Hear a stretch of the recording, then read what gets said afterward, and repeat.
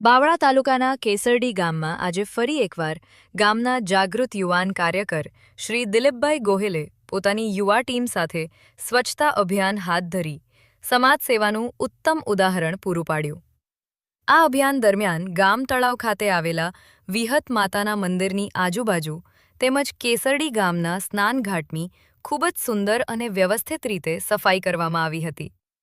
આ સ્વચ્છતા અભિયાનમાં ગામના યુવા સરપંચ શ્રી હીરાભાઈ લઘુભાઈ મકવાણા, શ્રી મનસુખભાઈ જગાભાઈ મકવાણા, શ્રી કરમણભાઈ પુંજાભાઈ, શ્રી પ્રહલાદભાઈ કોહેલ, શ્રી પ્રહલાદભાઈ કમાભાઈ રાઠોડ, શ્રી પ્રેમજીભાઈ વાયરમેન, શ્રી લાલાભાઈ બેલદાર, શ્રી કાંતિભાઈ મકવાણા તથા શ્રી ભાઈસંગભાઈ સોમાભાઈ બલદાણિયા સહિત અનેક યુવાનો ઉત્સાહપૂર્વક જોડાયા હતા.